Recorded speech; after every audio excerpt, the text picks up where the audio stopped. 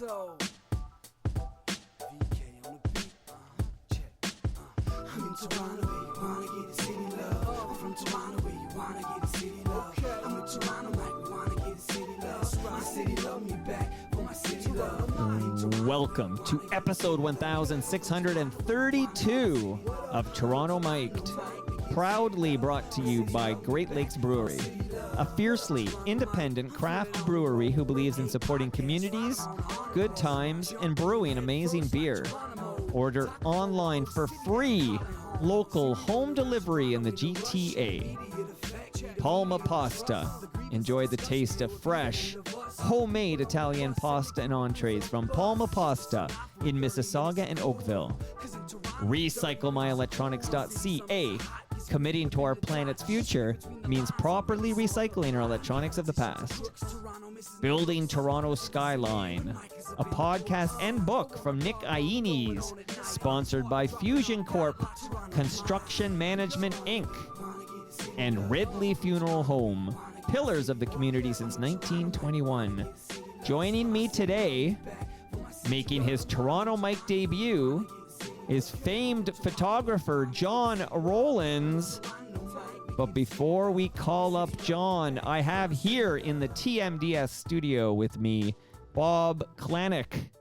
Bob, welcome back to Toronto Mic. I'm delighted to be back, Mike. The last time was so much fun, I decided to actually just write another book so I can come back. Well, keep doing it, man. If you keep writing, here's my pledge to you.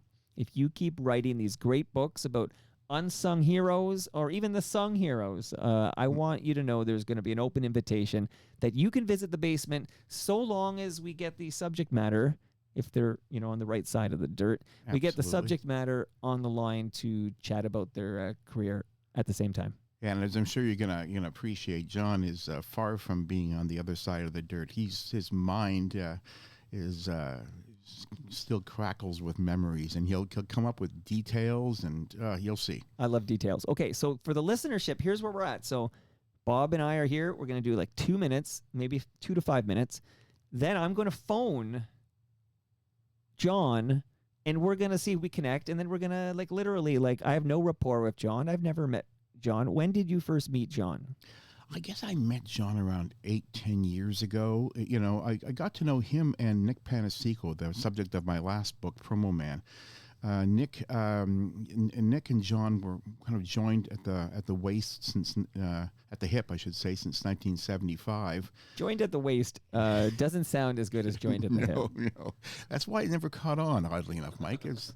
Yeah, so they Nick hired young John then to be the photographer for Quality Records, and John took Nick around on his various adventures, which kind of led to such situations as Nick meeting the Prime Minister of Canada, and Nick would show up in pictures with the then Prime Minister Pierre Trudeau, and people would kind of go, "Who is this guy?" And it was all the connecting tissue there was John Rowlands. So speaking of connecting tissue, your first visit was a warmer day. It's not that cold. It's just there's a lot of snow. There's a lot of snow. And they're calling for 40 centimeters on the weekend. I know. I hope no one listens to this in the summer.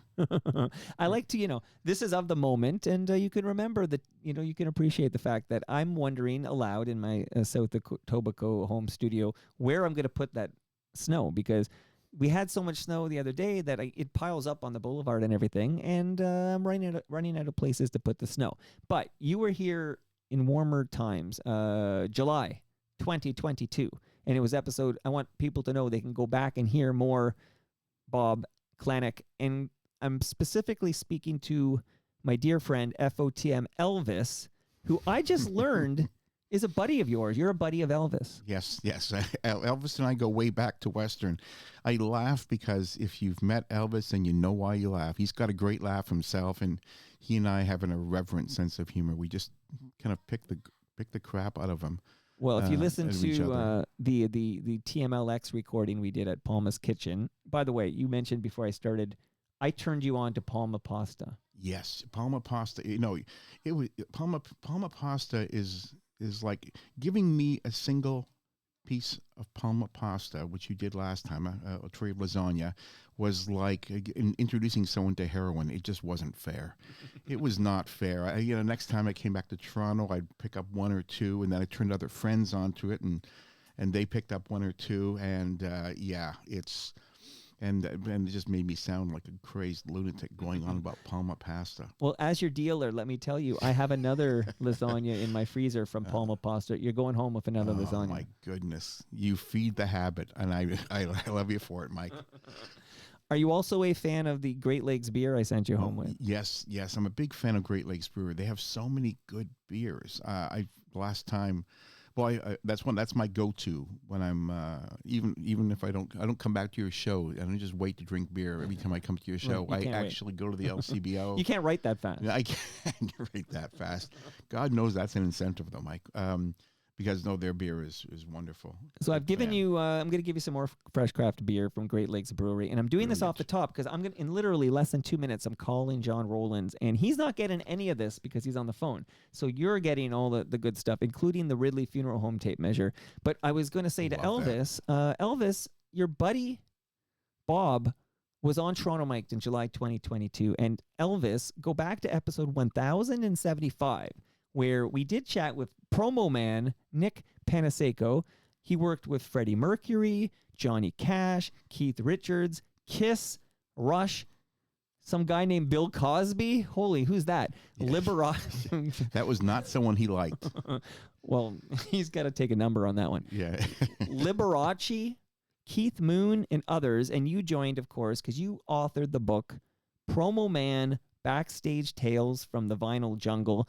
Can people still get that book? Yes, they can. It's still available on Amazon, and I think there's still copies at Sonic Boom in Toronto, if you're in Toronto, and many London record and bookstores, London, Ontario, that is. So I'm about to connect with John, bring him in, but I'm going to let the listenership know that you are the John Rowlands subject matter expert because you have written a new book, which is called Shooting Stars, Telling Tales, Behind the Lens of John Rowlands. So that's the book. Thank you for my copy, Shooting Stars, Telling Tales, Behind the Lens of John Rowlands. You ready to call John, see if he answers? Let's give him a shot. Okay, and remember, you're my co-host for this episode, Bob, so let's see here. Well, you're giving me lots to chuckle along with. So, I mean, a little bit of Ed McMahon there. You're my Elvis. He's my Ed McMahon, typically. Yes. Okay, this is exciting, right? I've never talked to John before. No. Come on, John, pick up. I told him you'd be calling. Can we talk? Yes, John Rowlands, we can talk. Okay. John, we're actually live on air here with Toronto Mike. Okay. John, how you doing, buddy? I'm doing good, sir. Struggling with trying to walk, but other than that, I got a good bed here and watch a lot of TV. And he's got a good head, too. Yeah, a good head for facts, as I was telling Mike, just so when we started off the show. Your grasp on facts and details astonished me. Well, I loved it so much. It was exciting every day, and those are high points in my life I remember. What got you interested in photography? What made you want to pick up a camera? Well, interestingly enough, I was in love with Brenda Lee and paid $1.50 to go and see her in Ottawa, and everybody left on, demand of the promoters. Time to go home, folks. Bye. And walking by the hallway to her dressing room, I saw the name Brenda Lee in the Casuals and walked in, knocked on the door. Her mother answered, and I said to her that I was here to tell Brenda I thought the show was great. And she said, come in here and tell her yourself. Now, remind us, John, how old you were then. 13. 13. Wow. Yes. And she was 15 and still is 2 years ahead of me.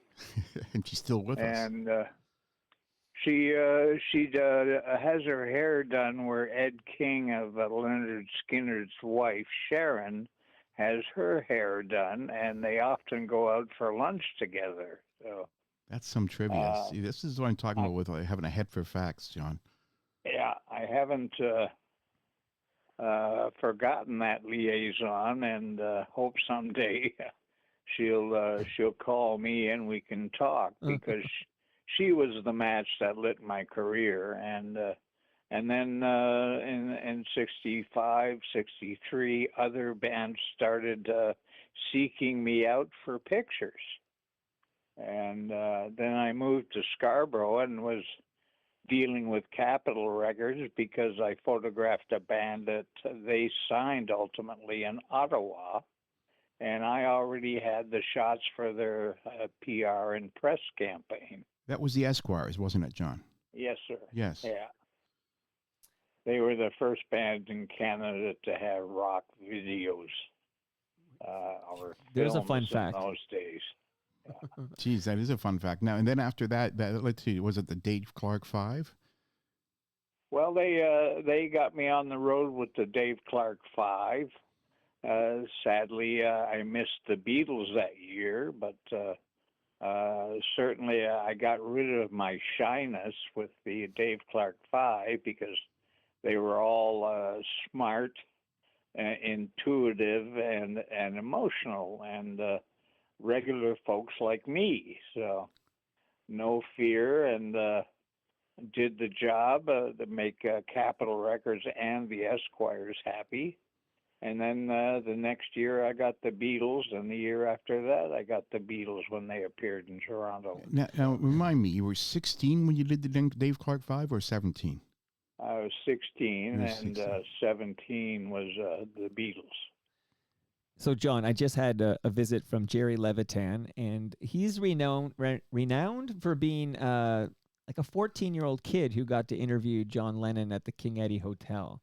And they made a little animated short that actually got nominated for an Oscar. Like, it's fast. So he's like a teenager. He's talking to John Lennon. Yoko Ono's there, of course. Please slow down with some details on, you photographing the Beatles, this little indie band from Liverpool. Right. Well, they were. George was backstage talking with the Vox sound guy, and I was going from one side of the stage to the other side of the stage backstage. It was much faster than fighting through the crowd, and saw them chatting there. So I was, "Hi, George, how you doing?" And sat in for a few minutes with the Vox sound guy, and I told him, all this sound, because nobody had stacks of amplifiers, is coming out from the top of Maple Leaf Gardens through Electro Voice tin horns. And in order to hear the band and lyrics, I had to go downstairs to the dressing rooms, and 3 cement blocks of concrete would filter out the echo and disturbance that the rest of this din of noise was making. Well, of course, and I could hear the lyrics. Yeah, and those speakers were made for hockey announcements, Right. basically, right? Right. Yeah, of course. Yeah, just like nonsense like that. Yeah, that's crazy. And then, of course, in the book we go into it how you and George hit it off, and they invited you to go to their dressing room for rice pudding in between sets.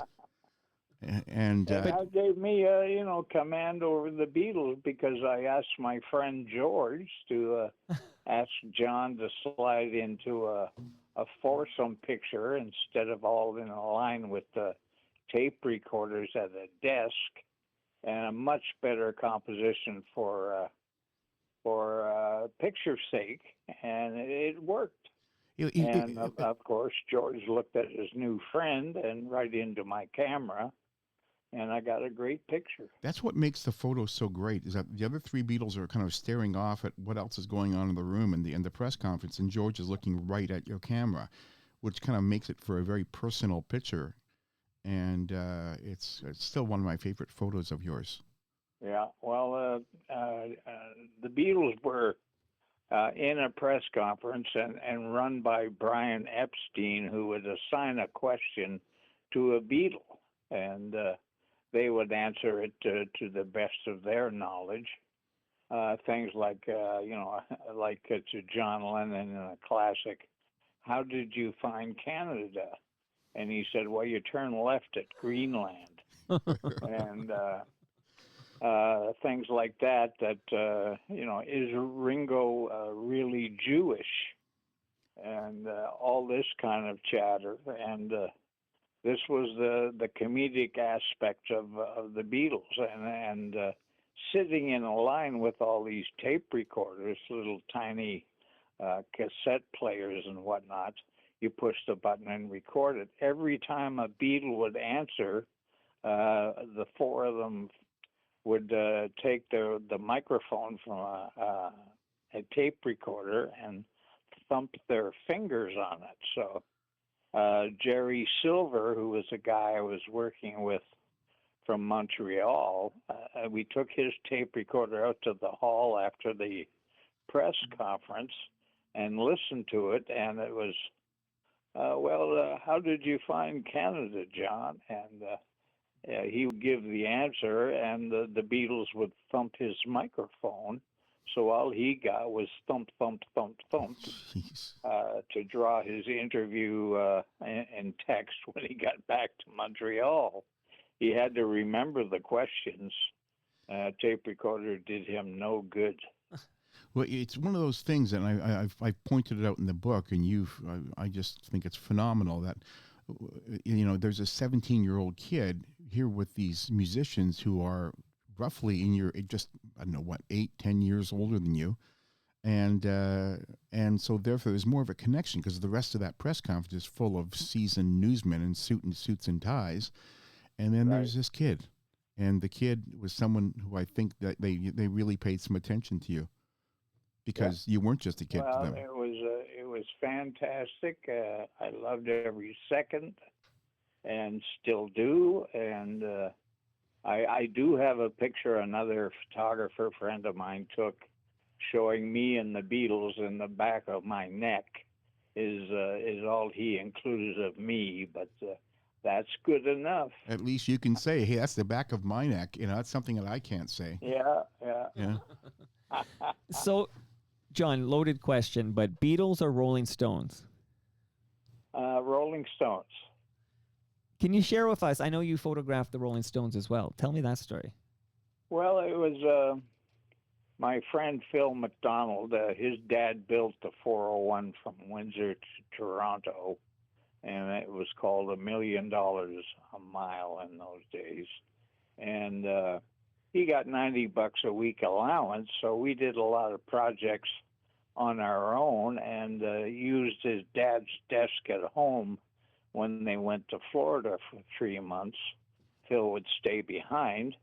And I called the owner of London Records in Montreal that had the early Rolling Stones records, and asked him if he was going to service the 30 photo vedette magazines in Montreal. And he thought about it and said, I think we could do that. And if you get yourselves to Montreal, then I'll cover the rest of the tour through Ontario. And that was Montreal and Toronto. So wherever we went, we had permission to do it. And this is up to my friend Stan Abodiak, who is the PR guy at the Gardens.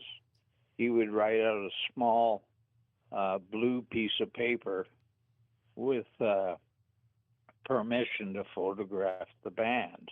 Now, John, can you tell the story about what happened in Ottawa? With the gangs fighting and the police having to go on stage, and you Yeah, well, in Ottawa, they had two factions, much like England with the mods and rockers over there, only they called them in Canada the squirrels and yo-hucks.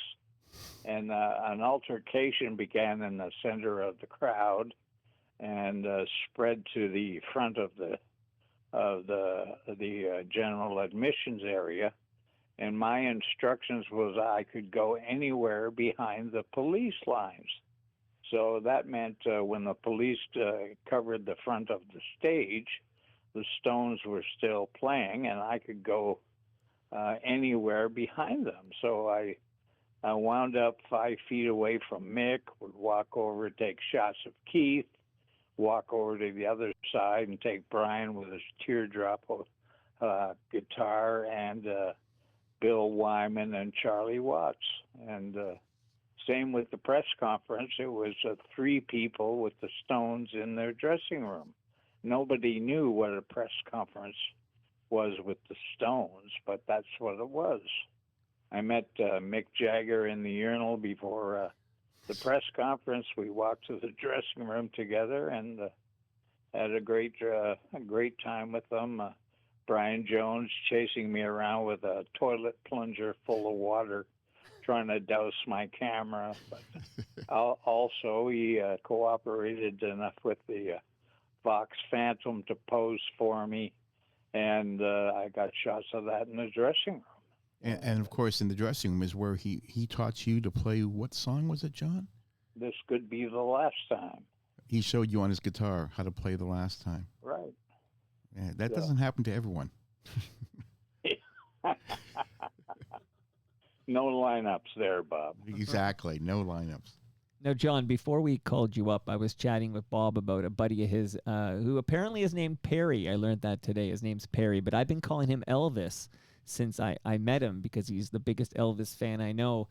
He's going to love hearing that you photographed the Elvis, and I'm not talking Costello, although maybe you photographed him too. I don't know. Yeah, But Elvis Presley. as well, yeah. Okay. Did you photograph Elvis Stoico by any chance? No.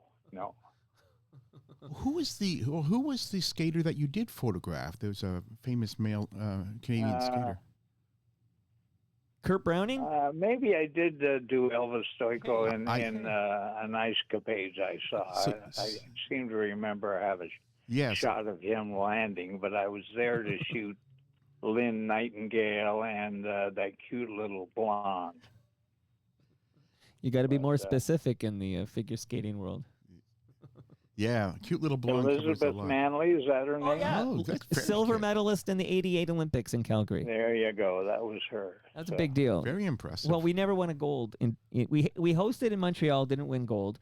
We hosted in Calgary, didn't win gold. And finally, in 2010, in Vancouver Whistler, we started winning some gold on home soil. That's how that works, Bob.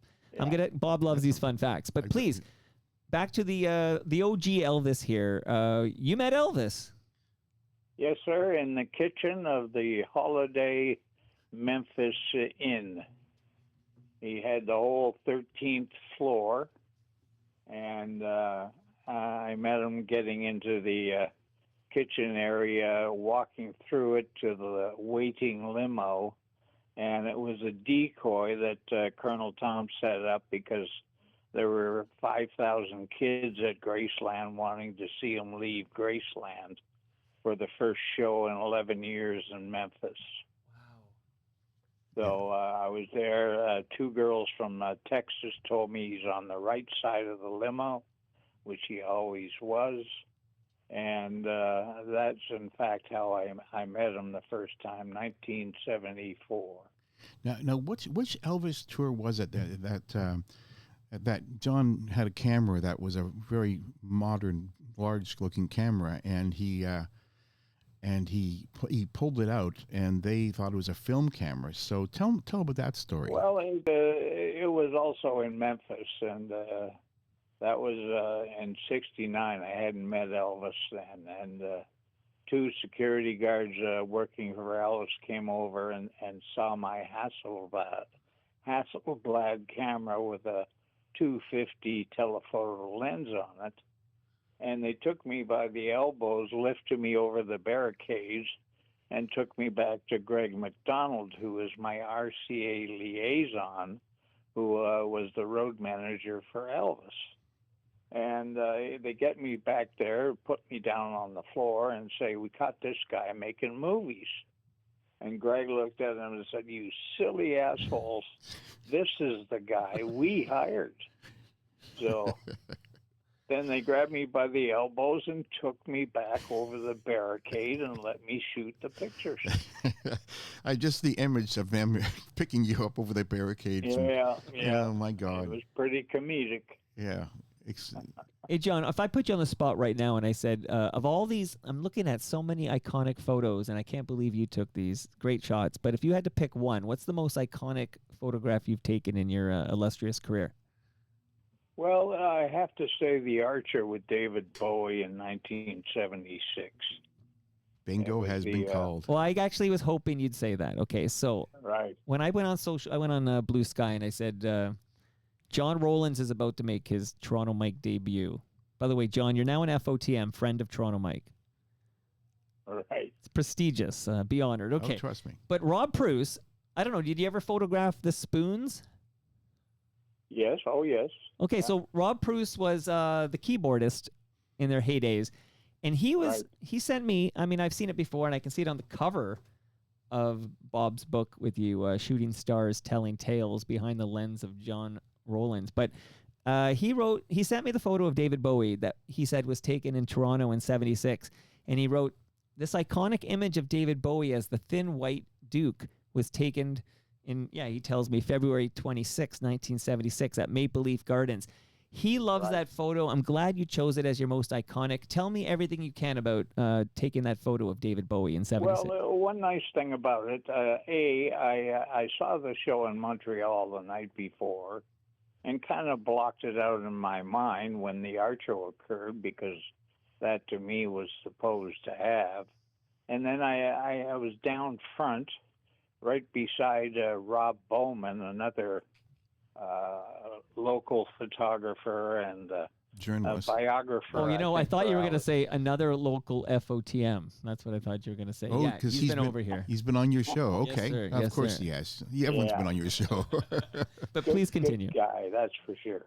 Yeah. He's a good guy. I got it with perfect angularity to Rob's shot, because he got a slightly different angle on it. But he did get The Archer, and it was a little different, and didn't really work as mathematically as mine did. But mine was Hasselblad and sharp and clear enough you could even define that little swig of hair in the front over his face. And anyway, I asked David afterwards what song it was in. He forgot.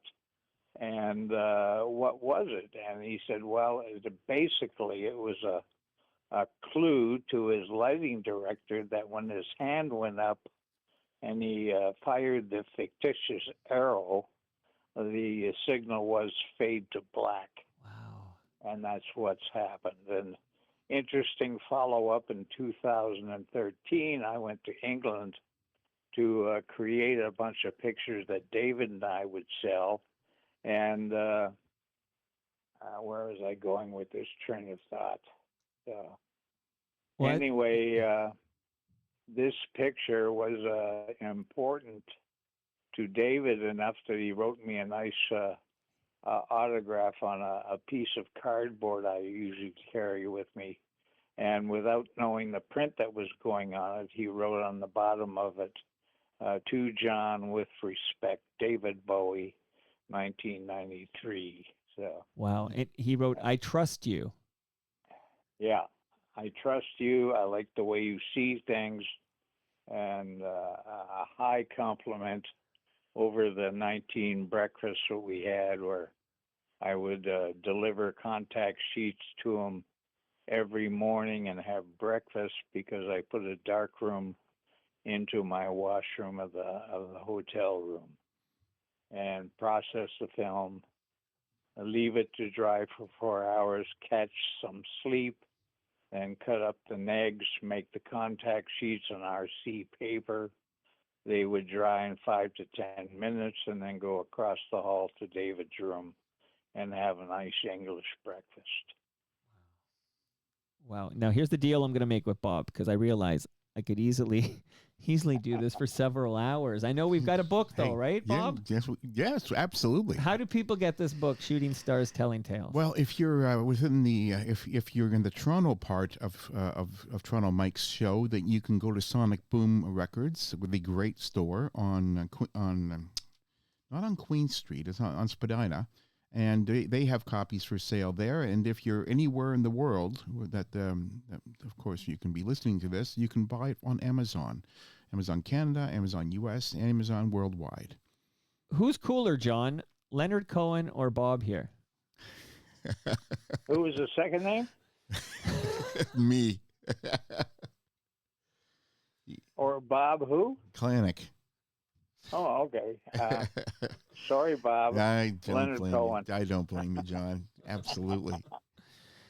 Man, my daughter's Yeah. currently in Montreal going to McGill, and I just saw, I was watching the hockey game on a couple of nights ago, Canada versus Sweden, and of course it's in Montreal, and then they do that pull-out shot, and there's that mural of Leonard Cohen, man. That's cool. Yeah. That's cool. Right. So here's what I'm going to do with Bob.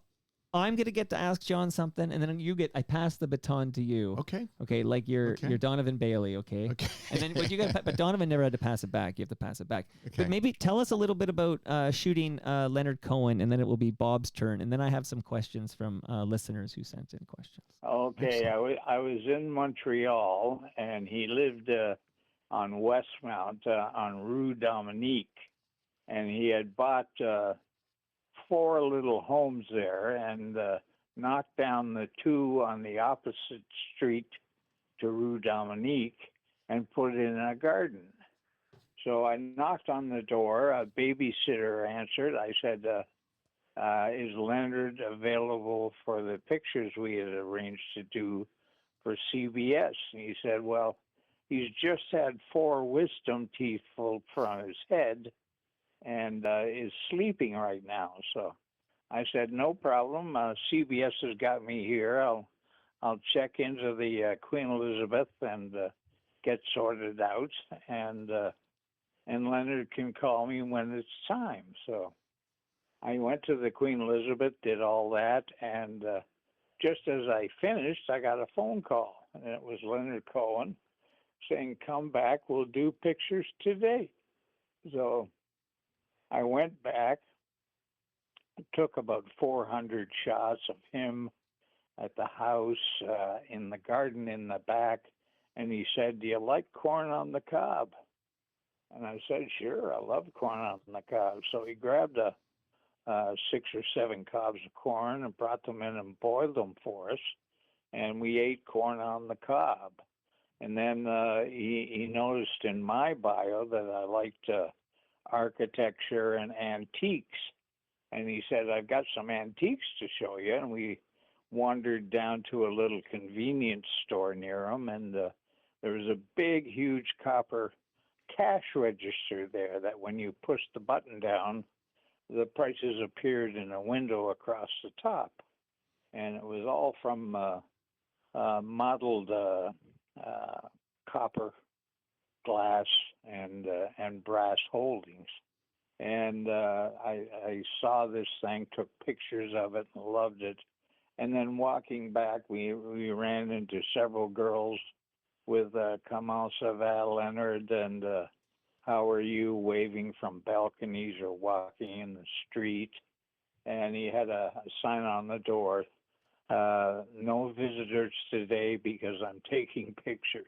So we wound up with enough for the tour and more so. And I talked to his son, who is involved with that mural and the one in Montreal as well, and was very happy to tell me about how his dad visited the house they shared in Greece and had left his guitar in the kitchen. And it just, when he saw it after Leonard had passed, he broke into tears. But just a wonderful recollection of a wonderful guy. And the last I saw of him, he played opening act for Paul McCartney at Coachella when I lived in Palm Springs. I think if I had corn on the cob with Leonard Cohen, that would be it for me. Like I would just dine off that story for the rest of my life. Literally. Yeah, Yes. it's there to dine off, Bob. And I did promise Bob the next. Where are you going next, Bob? Where are you taking us? Well, if you're saying Leonard Cohen, there's a second part of the Leonard Cohen story, Okay. which I really liked, which is that later on when John was in a Greek restaurant and he's having dinner with a girlfriend, and she was they were putting a new sidewalk in, and they hired this Buddhist sect just down the street to lay the cement, and he looks up at the guy operating the jig, pouring the cement, and it was Leonard Cohen, because Leonard was part of that Buddhist sect for a period there, living in California. Right. Yeah. And he said so then John said, next time he's around, let me know. And so John met up with him in the restaurant, and Yeah. so which is kind of like, and after this is, of course, you guys were able to talk about the sessions you'd done. And Well, he reminded me that I was the guy that photographed him the day he had 4 wisdom teeth pulled. So right. I did make an impression. Yeah, and I chose that story over the one, and you'll have to buy the book for this one, with the one where John and Leonard were backstage at Massey Hall, and they almost met Lou Reed, except Right. that Lou was a little off something that night. So That's right. that story's Yeah. in the book too. So Speaking of something, I need a little bit of Who talk. The Who is Mike talking about, particularly a story in the book about Keith Moon calling the police on our very own John Rowlands. Could that be true? Right. Yeah. He came out to the parking lot across from Sam the Chinese food man on Young Street, and was looking at this Opel sports car. Saw me and my license plates leaving the parking lot with my secretary and my cousin, who had enjoyed the party, because the Who always like to end their tours of North America in Toronto. And Keith had phoned in CB language to the police and fire that my trunk was full of nitroglycerin. So we drove across to University, turned right to go up to Avenue Road and so on, and right in front of the Ontario Museum, fire trucks and police cars come whipping around the corner and surround my car and say, "Open the trunk," at huge volume. And I wondered, what the hell? And I jumped out of the car and popped the trunk, and there's a little Halliburton case in there, and screaming at me, they said, open the case. And I opened it up, and there's 2 Hasselblads in there and nothing else. And then the fire chief and the police chief looked at me and said, "We've been duped." So they apologized. We got in our car and proceeded to drive up Avenue Road. And after about 6 blocks, I had to pull over to the curb and look at the girls and say, "Do you believe what just happened?" We were so shocked and in awe of this thing that we really didn't realize it when it was going down, how it affected us. But nonetheless, it had happened, and really did happen. So yeah, that was that. Another Keith Moon adventure. Well, and there's one other one that Alice Cooper told you, which is when he was staying at Alice Cooper's house. You're already laughing, John, because I get it. And so John, I guess John was sleeping. Keith was sleeping in the garage or something. Anyway, Alice Cooper and his wife head out down do some shopping. They get in their car, and you take it from there, John. And they're going down the street, and Keith is on the roof looking at them upside down through the front window and says, "Where are we going?" And this is the guy that caused probably me to an extent and Pete Townsend to be deaf in their left ear. And I'm currently coping with tinnitus, and my left ear is going deaf. Mm. So, and that was thanks to Keith, because he did the Smothers Brothers show and put explosives in his drum, and when he ended the song, the drums blew up. Yes, So, that's famous. crazy guy, yeah. Lovable, but crazy. Here, I'll slip in with a question. I know it's Yeah. probably Bob's turn, but it's Toronto Mike, not Toronto Bob. Yeah, you're okay? right. Don't forget that. Thank But goodness James for that. Early is very excited to listen to John Rowlands making his Toronto Mike debut. And James Early writes, I just finished reading Man on the Run by Tom Doyle about Paul McCartney in the 1970s. It appeared to be a pot-infused period. How often, if at all, did John get caught up in the so-called rock and roll hedonistic lifestyle? Good question. Well, luckily, I didn't, because I knew it would affect my work, and I didn't want the work to be jeopardized by my state of sobriety. And Hasselblad was pure enough. I met Victor Hasselblad that way, and I have a 12-page portfolio in the Hasselblad magazine, which is really a book, and enjoyed the relationship well. But I never did a Cameron Crowe type of trip where you assimilate their habits. And although I understood their habits and saw their habits, I didn't indulge, from rum and coke with the Beatles to anything you could smoke or ingest. Well, in fact, there's a great anecdote that opens the book, which is where you find yourself, at a gold record party with the Who. I think it was in Montreal, and they Keith Moon jumps on a table full of crystal glasses. They all go scattering. Then Keith starts to rip the wallpaper off the wall. Yeah, and you then saw a dog ear on the wallpaper, which was a burlap kind of a paper, and pulled on it and stripped it from the wall, just as Pete Townsend came in with a ghetto blaster on his shoulder, playing Dr. John. It must have been the right place but the wrong time. And my brother was along on the tour because he enjoyed talking with John Entwistle and Roger Daltrey.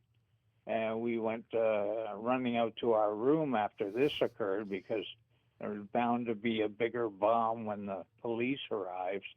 And we heard them run by our room into the party room, and they arrested everybody in the room. And that's called wisdom, John.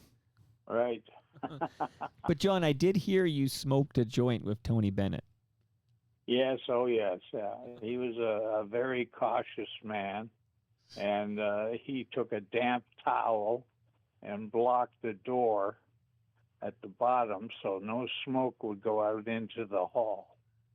And we enjoyed a couple of reefers with him up there, CBS guys, and it was part of the CBS convention in 1975. Yeah, and that's at the time, the idea of Tony Bennett smoking joints in 1975, boy, that would have... That's pretty obtuse, that's for sure. Yeah. Good way of putting it. All right, Bob, it's your turn. Okay, I got a story that I really like of John's, and John, you can jump into it as we get along. So John gets a call from James Brown, who he knew, and said, I need you to come down to was it Memphis? I can't recall, to take a picture of me with my plane. And John shrugs and gets on a plane and goes down and meets James at the airport. And take it from there, John. Well, it was a Toronto appearance that I met James, and he said, are you free tomorrow? And I said, well, I'll have to skip school, but I'm free. So I went to the airport, the private end of Pearson, which is some company called Aviation or something. And there's jets there. It's a black jet with yellow paint on it, or green paint. And the first note of Papa's got a brand new band down the side. And he said, I want a picture of me in the pilot seat, the co-pilot seat, the passenger seat, by the door, by the jet engines, and please send me the 5x5 proofs. So I did all that, and he insisted, he probably repeated, make sure you send those proofs. I really need those proofs. And I did so, and got them down to him FedEx real quick. And then 2 weeks later, I'm reading USA Today, and the entertainment section has a big picture of him in the jet, and it says the IRS has seized James Brown's jet. So that's why he wanted all the pictures. That's And shout out to the Mimicombo, which is no long now it's like it's a restaurant, but it's in Mimico on Lakeshore, and it is where James Brown made his Canadian concert premiere. wow. Yeah, in Mimicombo. 1967. Yeah, I was there. You were And there. Peter What was the Goddard? Yeah, the late great Peter Goddard. Yeah. Yeah, he was noted for his Toronto Star critiques of entertainers. He didn't even know that James Brown was always on stage as the organ player until he left the organ and did the second half of the show singing all his songs out front. I was there with John and Lee of the Checkmates, and I processed the film at the Toronto Telegram. They misprocessed it, and I only got a very light rendition of a negative there, but John and Lee with James Brown. And with modern technology today, I recovered that shot. Can you tell me, and have it. John? Can you tell me what the Mimicombo was like? Because I know about it from the Flyer Vault, which Rob Bowman was a part of. And Right, so yeah. I've seen the posters and I've heard the stories, and it's awesome to talk to somebody who was there. Like, was it just like a roller rink where artists could? Yeah, a big roller rink with a stage at the far end and a sound booth at the other end opposite it, and lots of room for chairs, probably 1,000 seats. And it was the original Flames in a really down and out bus with down and out Fender guitars and so on. And that's where I shot them, and also later on the Mandela. I did their very first press shot. Listen, It was the night of the blackout was when James played there in '67. So the Northeast Coast went down because of problems at Niagara Falls. Wow. I did not even know that detail. Yeah, neither did Yeah. I think I'd mentioned, I mentioned to Mike, and perhaps before or after you came on here, John, but your ability to recollect things is astonishing. The details. Well, and the facts. it affected me because I was taking the subway down to Queen Street, grabbing a streetcar out to the Mimicombo roller rink, and the only light downtown was, I guess, a generator or battery storage on a billboard for O'Keefe Ale. And that was the only lit thing downtown. Wow. Oh, yeah, And that's the right. subway ran out of electricity and coasted into the station at Queen Street. Incredible. I got a question from Bob Wagner, who he himself actually made his Toronto Mike debut just about a week or so ago. And he wrote a book about Max Webster. And it's a great Right. book. People should check it out. Heard about this? Yes. Yeah.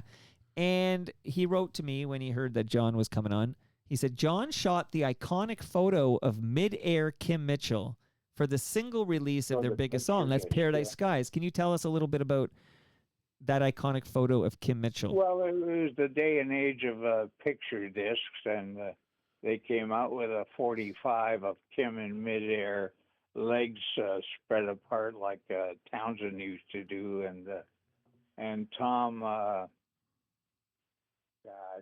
good friend of mine from RCA, was taking care of the graphics at Anthem Records, and they issued that of Kim flying in the air. And I had a couple of promo pieces, but somewhere down the line, they've enticed my friends to steal them. So. Well, now that And you, that happens a lot. I had over Yeah. 2,000 backstage passes that drifted out here, and I'm lucky to end up with a bunch of lanyards and memories that way. I didn't know about that part, John. Yeah. I've seen your lanyards, of course, but I had no idea that that happened. That's yeah. That's unfortunate. Where Yes. did you settle down? Like, whereabouts in the province are you, John? Well, I'm in London, Ontario right now because my good friend Nick Penasico decided to come home and retire here. So I had strokes in Palm Springs and Sedona, where I lived, and was in the Barrow Institute in Phoenix, and they handed me a bill for $438,000. Jeez. So I think they built the I Sky got Dome my for that much. girlfriend, and we flew home. So, Right. That's okay. Well, we're glad to have you back, and you're on the right side of the 49th parallel now. So stay here if you that's can. right. Yeah. Absolutely. Oh my goodness. Geez, I'm gonna let Bob go to where he wants to go, and then I got another question for you on the other side. Okay. Bob, where do you want to go? Jeez, where in this book? Where can I go? I do like the Meatloaf story, where John was on tour with Meatloaf, and they at the last gig, I think it was in Texas or something. Dallas, Texas. There we go. And they at the end, the crew had a surprise made up for him because Meat. Yeah. Mr. Well, it's when working with Meatloaf, and I forget his name, Harold or something. A day, I But think it is. he was out of air a lot and quite wiped out. So he'd go behind the amps and suck an oxygen tube. So their little trick was introducing Carla DeVito, and the hook line was, ladies and gentlemen from Toronto, Ontario, or Dallas, or Cleveland, or wherever we played, Carla comes from your town. And the crowd, of course, was screaming because she's a particularly good-looking girl. And then we ended up in Dallas, Texas, and as a surprise to meet the cast and crew of the whole show, when we're introducing the lineup and the band, they introduced the rest of the support and gave us all mini oxygen tanks that we would hold up to our mouth and breathe as we took a bow. I love that story. The idea of the entire casting of the entire crew coming out with these masks on, and of course Mr. Loaf seeing it, and By the way, he Michael Lee Aday, I think, is how there he. we go. Yes, Yeah. Mr. Aday. Yeah, I do like that story. Now I feel like it's been a bit of a sausage fest. Like I want to ask about Dolly Parton if we can. There's an iconic photo there of Dolly. Well, she's a doll everywhere she goes, and because I was tight with RCA, thanks to Scott Richards and Ed Preston, instrumental also in the meeting with the Elvis people, and of course Dolly. The Horseshoe is a much bigger venue than it is now, and people sought out the Horseshoe in Toronto to do any kind of performance there, from Gordon Lightfoot to Doug Kershaw, Willie Nelson, and so on. And nonetheless, Dolly was a big mainstay, and we did a lot of television with her here, with Nashville North, and was sitting there talking with Barry Hogan from RCA, and Dolly looking towards us, and around the corner behind the audience comes this big camera boom that probably weighs 2 tons, with a crane on it with the camera up above it, heading straight for us. And Barry and I jumped out of the way, and before I got to jump, I grabbed Dolly by the boobs and pulled her aside. It was all in a split second of emergency. He's living the dream over here. Let me tell you. So, And she probably thanked you for it too. Yeah, Right. yeah. It Exactly. was like, holy smokes. And, this camera just kept on going while they blocked the show. So, Wow. You didn't. incredible. You didn't grab Anne Marie by the boob, did you? No, oh no, no. She was, I did a lot of things with her and Gene McClellan. And I even did a real nice portrait of her for Rolling Stone in the window of her house in Forest Hill. And I got to the house to do the picture, and she and Bill Langstroth were in bed, and she got up, got changed into a sweater with a locket on, and I did available light for Rolling Stone in the window, and it's just a mesmerizing shot to see this girl. It's in the She book. really Yeah. rode high and well, and as a maritimer, I really liked her. It did a lot of her charitable photography appearances at O'Keefe and Honest Ed's and so on and so forth, and enjoyed her. And then had a reunion of Paul White's a few years ago, and met her again, and she didn't remember me. So Oh. that was very interesting to me because Leonard Rambo, her manager, certainly did, and my dad was in radio in Moncton, New Brunswick, so I have the ties of being a maritimer myself and knowing all the ropes and strings and connections with Marg Osborne and the Jubilee down there, and it was all fun in the early and innocent days.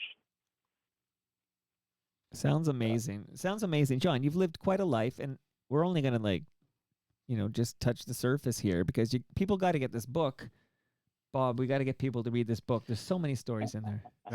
Mike, I could not agree with you more. As We're you in can simpatico appreciate. here. Yeah, we are absolutely. We agree that if you don't, I think if you don't buy Shooting Stars Telling Tales Behind the Lens of John Rowlands, you're just not doing it right. Exactly. Is And that fair to say? if you can support local and go to Sonic Boom. Yeah, I love that idea. Yeah. Go to Sonic Boom, okay? And books made in Canada, right? Not made in the Absolutely. USA. It is made in Canada. right, yeah. Okay, that's important to me. Absolutely That's important to is. me. So I'm gonna. Well, we gotta stop old Trump and his excise tax and tariffs and stuff. So How do we do Canadian. that, John? I look to you for the wisdom here, okay? Since you were there when David Bowie had his wisdom teeth removed, I feel like you know the Leonard wisdom. Cohen. Leonard Cohen, yes, Right, not right. David Bowie. Yeah, Yeah. That's another dental story. But what do we do? I've heard people give me good advice. Some people say ignore him. Some people say fight back with all the weapons in your arsenal. What do you think we should do, John? About Trump? Yeah, what do we do? He continues to threaten our sovereignty. Well, just live your life. 77% say Canada will stay independent, and let's hope we can get it around to 100. And don't fight anybody or challenge anybody. Just do it. Find a way to buy Canadian again. I remember the logo that Canada put out a long time ago, saying exactly that. It's a heart with a buy Canadian on it, and we'll have to do that, and that's fine. Buy the food, buy the products made in Canada, even if they're a little lesser in value or not as strong or as solid because of the steel and aluminum.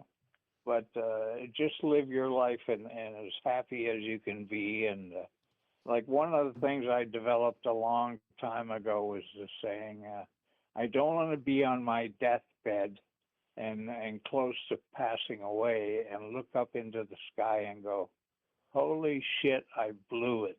Hmm. And that, your purpose in life is to leave a mark, and hopefully my photography is doing that, and that's all I'm happy about. And it's hard to find a girlfriend when you're laid up with strokes and a bad ankle for damage done with a frontal lobe stroke. But Well, you're doing I pretty seem good to these be days, doing John. it. Yeah, you're doing pretty good these days, John. And for my part, it's that legacy piece is something that I wanted this book to do for you. So, Yeah. you know, Thank you, Bob. oh, Yeah, do you think Bob did it justice? Did he do an okay job here? Yeah, he sure did. there's only half a book here because, as you can tell, there's more stories, I think. Well, there's more stories and more pictures, Bob. So Well, as we just discussed, yeah, so when John and I, just in terms of creating the book, sat down, we looked at 650 photos, over 650 photos. We went through each one of them to sort of talk about them and figure out which ones we would be able to cover. well, I got 4.5 million shots. So Jesus. there's I plenty had for no, That's volume incredible. 2. I had no chance. 4.5 million shots. Yeah. It's tough to process that number. It's like when somebody says, "Oh yeah, our budget is 8.9 billion." It's like I can't really like comprehend that. Yeah. Yeah. Yeah. Well, it's with these modern Nikon cameras and the motor drives, and I also had a motor drive on the Vlad, but you push the button till you get the right shot. And often I'd come home with 2,000 shots from a Neil Young gig where I'm 30, 40 rows back with a 300 mil telly on it, and then edit to maybe 6 good ones, and that's what made me happy. Well, incredible. That's it.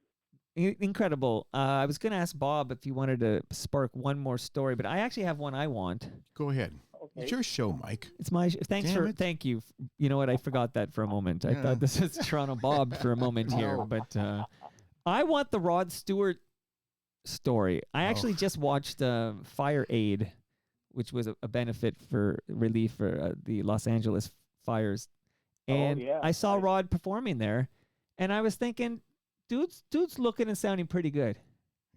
Yeah. Well, it's Bob has printed a picture of him in 1974, and we're out at the airport waiting for him to arrive with limos for him and the band, and he's not on 5 flights, so we wonder what the hell's up.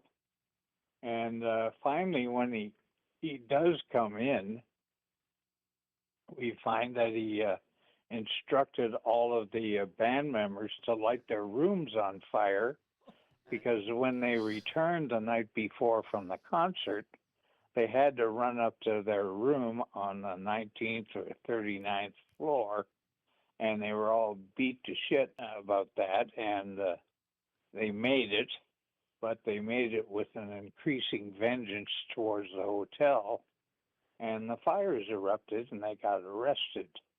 And then when he finally made it on the 6th flight, we looked at each other, and we had already dismissed the limos because they charged by the hour. Right. And I had the newest car of the bunch of promo men, so I got Rod and his manager in my car. We drove to the Inn on the Park. He changed into the stage outfit he was going to wear, and we had time to have a drink at the bar upstairs at the Inn on the Park. We tried to walk in, and we got stopped by the Major D, who said, sorry, guys, you're not coming in here without a tie. And Rod had a soccer scarf on, and part of his outfit, and he said, well, doesn't a scarf qualify as a tie? And the Major D said, sorry, sir. And Rod turned and went down to the main lobby to get in my car. And there was a Christmas tree up, so he sidekicked it sideways, and the whole thing, 30 feet high, fell into the lobby, smashing it up and jamming the lobby with everybody dodging this great tree. Jumped in my car, and we drove right into the backstage area at the Gardens. Wow. Merry Christmas to all. Yeah, for sure. Yeah. Yeah, it's funny. I wonder. It's too bad that wasn't this story wasn't in the liner notes for the Rod Stewart Christmas album. All right. Right. Yeah, should be. You're always thinking of promotion. That's what I like about you, Bob. Okay, Yeah. so now, Bob. Yeah. Again, we can't read every story in this darn book. There's No. 600 and something. What did you say, or did I dream? No, that number? that way it's based Oh. on 650 photos, but yeah, we and And the photos are in the book, so you can see these photos as you read about them, Yeah, and it's incredible. yeah, it's one of it's interesting because the book John has put together photo books before, and they showcase the photos to the absolute best in terms of technical quality, color, black and white. And this isn't that book. This is the book about the stories behind the photos, and the photos are there to sort of serve, Right. the stories. So, Proof. but on the other hand, though, the story, the photos, there's a section at the back with just called the work, which is to say just photos he's taken without much context. And that's where I see the Elvis Costello photo from the Elma combo in '78. So there's Right. the other Elvis. Okay. Yeah, it was a big year for CBS that year. Cyndi Lauper and Yeah. Elvis Costello, and huge year. And I shot him before that at Massey Hall, and he had that classic not Telecaster, Jazzmaster of his guitar, opened by what's the little guy's name? Mark Bolan Right. from T-Rex, Right. who said to me, "So, Johnny, you like pop stars' cock?" And that was the rudest thing anybody ever said to me in my life. Wow. Okay, I feel like we're going off on a high note here. Okay, so Bob, you get to prompt the final story. John, you've been incredible, man. I really, really appreciated this conversation. Thanks, man. It was great. Yeah.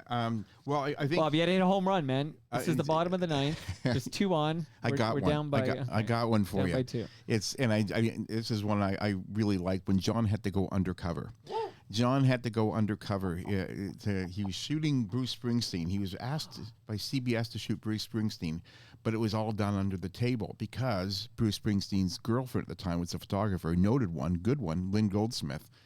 And so Lynn was officially the photographer, but the thing is, she kind of, as John pointed out, I think, made him look like a puppy dog, and Teddy bear, yeah. they wanted a tougher looking thing, so they sent John off with some money to buy some tickets, and John taped up his cameras so they couldn't really be seen, and hired kids. No chrome parts could show up, and Wow. Yes, 2 kids in front. I'd shoot between them, and I had my telephoto in my boot, the camera around my neck under my jacket. I shot them in Syracuse and Albany and a couple of other cities That's up there funny. in the Northeast. And CBS would disavow any knowledge about it if I got caught or Bruce spotted me, because he's very fussy about his likeness.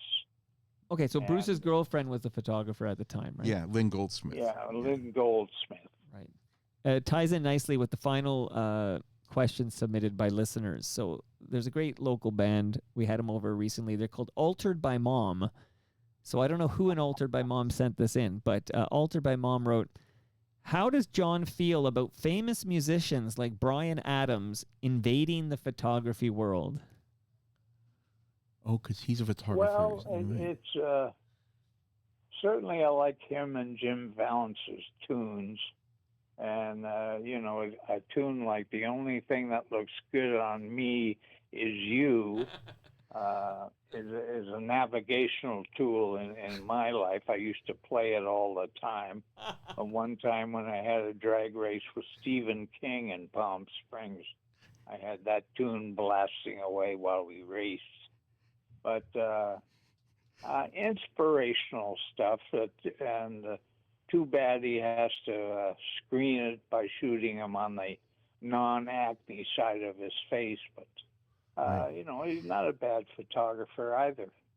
Well, it's funny. Just when you were telling that story, both Mike and I looked at each other, going, "Racing with Drag Stephen racing, Stephen King. It's like we buried the lead on that one. Exactly. I know.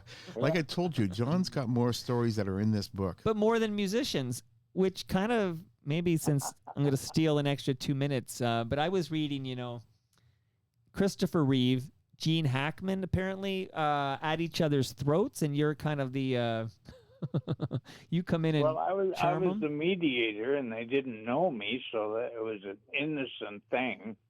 And Mo Levine, who hired me through his PR girl for films, was watching from atop the Niagara Falls lookout. And when I got back, because I also serviced the American Wire Services, I got a case of scotch. And what you didn't know, John, was that Chris and Gene don't get along. And here you are asking them to fake a little tussle to get to the top of the hill at the bottom of the falls. And they did that all completely by choice and with no problem at all. And we won the day with that, and the wire services went well, and I enjoyed my scotch. And of course, Christopher Reeve playing Superman, and Gene Hackman, Lex Luthor. Right. Oh, okay. And I Gene's went still up with us, and- by the way. Yes, that's Pardon? right. Gene Hackman Yeah, still with us. He's real senior, yeah. Yeah, But, he's up there in his 90s now. I flew with Christopher because he took his family up in a helicopter, which was verboten for movie stars to do too. And I was up there with a backup box of film in my jacket pocket on the outside. And there was so much breeze across the cockpit because I had the door taken off. A good safety belt kept me in, but the breeze sucked that box of film right out of my pocket. Oh. Yeah. Oh. Ouch. See, we need a sequel book here. Bob. Come on. Absolutely. Oh, yes. So we'll say goodbye to John. We've captured these amazing stories. I only wish I had recorded them, John. I'm sorry. No, just kidding. I recorded them. But we'll mop up and say we'll do the extra without John. We'll let him go here. Sounds but John, good luck with your recovery. I will say your brain is as sharp as a tack. I hope I'm like 40% as sharp when I'm your age. Okay. Well, thank you so much. And pleasure talking with you, my friend. And we'll do it again. And say hi to FOTM Promo Man for me. Okay, I sure will. That's right. Yeah. All right. Thanks, John. Thank you. Bye-bye. There you go. What a great conversation. Okay, so now we can talk about him. He's not here. We can talk about him. Absolutely. But Sharp as a tack. I mean, I told you, and even today, he's pulling stories out I haven't heard, like Stephen King. See, you know what? Before you wrote your book, you should have had him here first, and then I'll extract all the stories, and you could write it up. I'm not laughing too hard at that. It's. I think your next book should be just based on I don't know, by that point, maybe the 2,000 episodes of Toronto Mic'd and the real talk there that's we spilled go. into the microphone. There we go. Then it could be like so meta because you can come on this show to promote your book about this show, about your book about this show, about your book about this show, about your book about this show. There's an echo in here, I think. I'm not sure, but I'm absolutely. Here is my chance. And John was amazing, so I'm giving it 10 out of 10. No notes. I wouldn't have changed a thing. I love that he's so real because he's got what I noticed people of that vintage in that scene. There's a lot of talk about girls and the only thing that looks good on me is you. Like there's that whole Austin Powers vibe going on. Like, you know what I mean? Oh, yeah. You know what I mean? Well, he had an ability just to strike up a conversation with anybody, and he had no fear. And I think, he even said it, like Dave Clark 5 kind of taught him that. Yeah. And he never lost it. Some of these stories just come out of him going up to someone and saying, "Hey, nice to meet you." And he's got this affability to it. Charming AF, as the kids would say. And I think it's saying that Austin Power charisma where it's like you can tell, I want to say the British would say the birds. I feel like he likes the birds, and he didn't change a thing about John Rowlands I feel like we got John Rowlands, authentic John Rowlands, and he's got great recall on the stories. And the artists we left on the cutting room floor because we literally could have taken. I mean, there's a picture of Jimi Hendrix on the cover, right?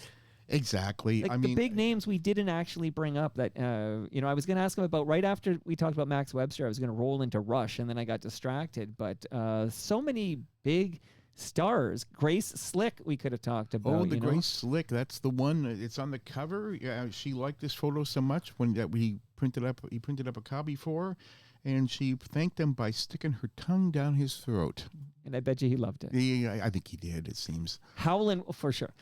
He's a ladies' man, Howlin' Okay. Wolf, Little Richard. The vibe I got from our guest today is a little bit of a Richard Flohill vibe. Like he's, you know what I mean? He's Yes, just sorta, Rack on tour. yeah. Okay, Rack on Tour. Yeah. Okay, shout out to Jack White and the Rack on Tours. Chuck Berry. I mean, Oh, the just, Chuck Berry story. just Yes. so many great stories. So again, congrats on the book. Thanks, Mike. I hope Elvis buys multiple copies. He will, because I'm going to tell him to. Yeah. He can buy a copy for Rob Butler, their neighbors. Okay, so Shooting Stars, Telling Tales, Behind the Lens of John Rowlands. I did want to thank Nick Iones for sponsoring the show. He's with Fusion Corp Developments, Inc., and I'll take this moment to encourage you to listen to Nick Iones on Toronto Mike. We recorded it last week. Again, an authentic guy. Like, he doesn't come on and say, I'm going to present this PR version of myself for the masses. No, you come on, you get Nick. We just got John. So listen to Nick from Fusion Corp Developments, Inc. on Toronto Mike. He was a couple of weeks ago. And I want to remind people that recyclemyelectronics.ca is where we go if we have old electronics, old devices, old, typewriters we need to get rid of. Don't throw it in the garbage. Go to recyclemyelectronics.ca, put in your postal code and drop it off. And I want to thank Bob Klanek. Thank you, Mr. You're 2 for 2 now. Thanks, Mike. Now I have to get to work on another book. Well, I thought we were going to write a book about the Toronto Mike Real Talk. Isn't that the done deal? And then, of course, are we going to do this again? We're going to keep repeating it over and over again. We'll keep doing the show over and over again. I would do it. Oh, we didn't talk about Sam Cooke. No. Bob Dylan, who's so hot right now. My goodness. Yes. Gordon Lightfoot. We could have talked more about Glenn Campbell. Oh my God. Yeah, just your book's full of these stories. People should check it out. And John Rowlands, now in FOTM. Oh, he broke up a fist fight between the Everly brothers. Yes, he did. And it didn't even make our hour chat with John. Yeah, Rowlands. and that was another one. Exactly. So once again, listen to this podcast, listen to it again, get a copy of the book, and then after that, listen to it again.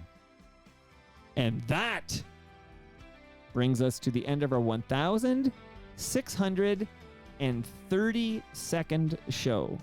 Go to torontomike.com for all your Toronto Mike needs.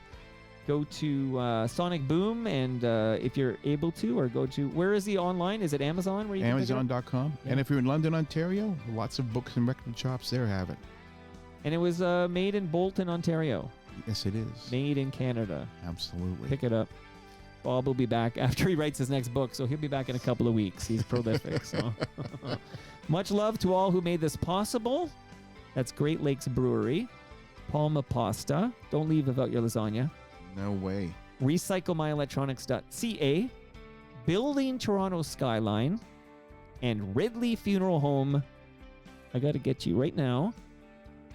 A measuring tape, you said. This is your Ridley Funeral Home measuring tape, okay, Bob? My There you God. go. Okay, you know what? What are you going to measure up that? I'm going to go and look at some caskets tomorrow, I think. You know what you couldn't do? And all the caskets. I learned this yesterday on Life's Undertaking. Brad Jones, who is the owner of Ridley Funeral Home for several years now, they only sell caskets made in Canada. A lot of Toronto funeral homes are not only owned by American companies, but they're selling caskets made in the USA. But Ridley Funeral Home, owned and operated by somebody who lives there in South Etobicoke, and all caskets made in Canada. So that's kind of awesome, right? It is really awesome. That's great. It's good to know that you're a true Canadian right to the end. Just like the Friendly Giant. Right. See you all Tuesday. So we have Family Day Monday, so I'm not going to record. I'm going to family it up. And then Tuesday, we record an episode of Toast with Rob Pruce, who you photographed. John photographed in the past. I don't know if you have Bob. I have not. And Bob Willett. Another Bob on the... A Rob and a Bob and a Bob. See you all Tuesday for Toast. Live stream at 10:30 a.m. live.torontomike.com. See you then.